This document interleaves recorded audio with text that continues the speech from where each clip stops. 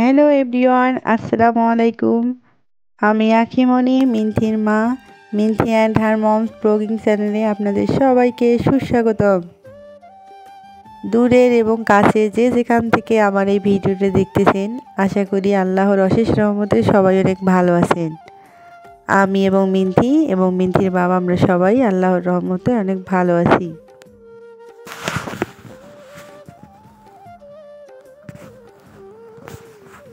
বরাবরের মতো আবারও একটি নতুন ব্লগ ভিডিও নিয়ে হাজির হয়েছে আপনাদের মাঝে। আশা করি আজকের এই নতুন ব্লগ ভিডিওটি আপনাদের অবশ্যই ভালো লাগবে।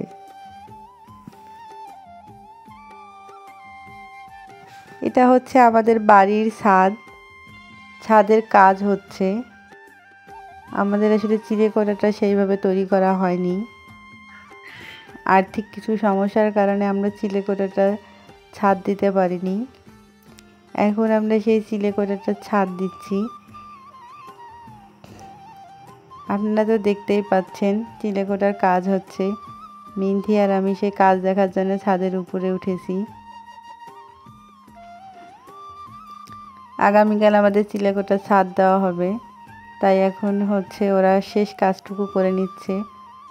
উপরে রড বিছানো এবং এভরিথিং সমস্ত কাজ ওরা করে নিচ্ছে। এই যে এটা হচ্ছে ছাদের পেছনটা, আপনাদেরকে একটু দেখিয়ে দিই। আসলে অল্প অল্প করে আমাদের সব ধরনের স্বপ্ন আমরা পূরণ করতেছি। কিছুদিন হয়েছে আমরা বাড়ি করেছি, বাড়ির মধ্যে ছাদ দিয়েছি। এখন চিলেকোঠাটাও আল্লাহর অশেষ রহমতে আমরা ছাদ দিতে পারতেছি। আসলে মানুষ মন থেকে চাইলে কি না করতে পারে। আমরা আল্লাহর কাছে অনেক চেয়েছি যে আল্লাহ আমাদের কবে একটা মাথা গোঁজার ঠাঁই হবে, কবে আমাদের একটা নিজস্ব বাড়ি তৈরি হবে। আল্লাহ আমাদের সেই আশাটা পূরণ করেছে। একটু একটু করে আমরা আমাদের বাড়ি করেছি, আর বাড়ির উপরের হচ্ছে ছাদও দিয়েছি। আর যেটা কাজ বাকি ছিল সেটা হচ্ছে চিলেকোঠার ছাদ, সেটাও আল্লাহর অশেষ রহমতে আমরা দিতে পেরেছি। আপনারা সবাই আমার এবং আমার পরিবারের জন্য দোয়া করবেন।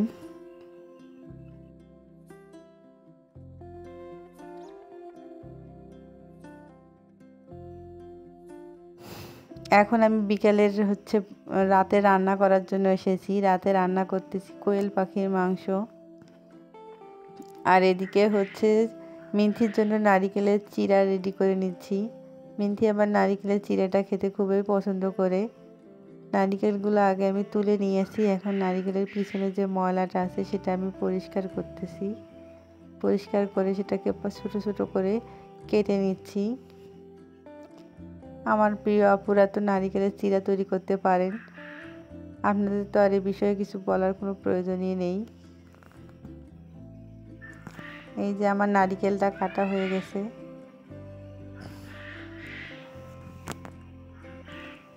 এখন আমি খোলার মধ্যে চিনি দিছি, দিয়ে নারিকেলটা দিয়ে নাড়তেছি। গল্প করতে করতে আমি আমার সমস্ত কাজ করে নিচ্ছি। আর রাতের জন্য আমি পাশের দুধ জাল করতেছি। প্রতিদিন রাতে মিন্থিকে আমি 1 কাপ করে দুধ দেওয়ার চেষ্টা করি। আসলে বাচ্চাদের বাড়ন্ত বয়সে পুষ্টির প্রয়োজন হয়, আর দুধে রয়েছে প্রচুর পরিমাণে ক্যালসিয়াম। পাখির মাংস রান্না করা আমার হয়ে গেছিলো অলরেডি, আর সেই সঙ্গে আমার এদিকে নারিকেলের চিড়াটাও রেডি হচ্ছে।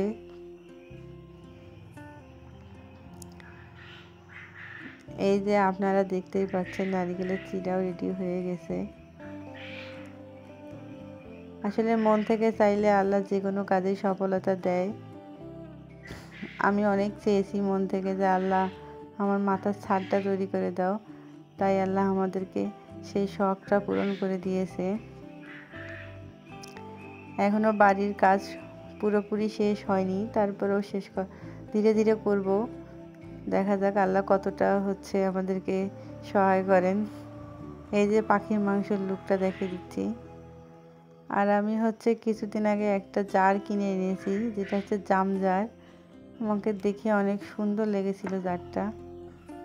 এটা আসলে এখনও আনপ্যাক করিনি, ভাবলাম আজ আপনাদের সঙ্গেও শেয়ার করি আর আনপ্যাকটাও করে নিই। একটা ট্রে সহ রাখা আছে 2টা জার। এই যে এই ধরনের পিকচারে যেরকম দেওয়া আছে ঠিক সেরকমই। আসলে ক্রোকারিজ আইটেম যে কোনো জিনিসই দেখলেই খুব ভালো লাগে আর মন জুড়িয়ে যায়। এই জারটা আমি অনেক দিন আগে দেখে এসেছিলাম, কিন্তু তখন নেওয়া হয়নি। ভাবছি যে পরে কোনো একদিন যেয়ে নিব। এই জারটা মার্কেট প্রাইস নিচ্ছে 250 টাকা। এটা আমি বাজার থেকে নিয়েছি।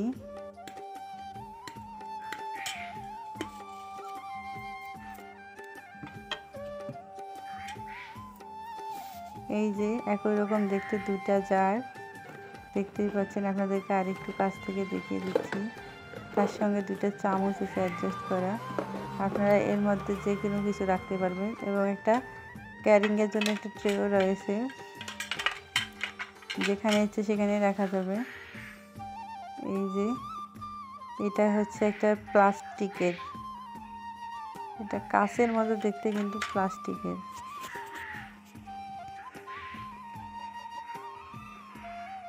আর সফলতার কোনো কিন্তু শর্টকাট রাস্তা নেই। সফল মানুষদের দিকে তাকাইলে আমরা দেখতে পাই যে সফলতার পিছনে অনেক গল্প রয়েছে, অনেক রহস্য রয়েছে। আজ যে আমি আমার বাস্তব জীবনে সফল, সেটা একদিনেই সম্ভব হয়নি। অনেক কষ্টে, অনেক পরিশ্রমে আমি আজ এখানে এসেছি। যাই হোক, আজ এ পর্যন্তই। আবারও দেখা হবে অন্য কোনো একটি ভিডিওতে। ধন্যবাদ সবাইকে।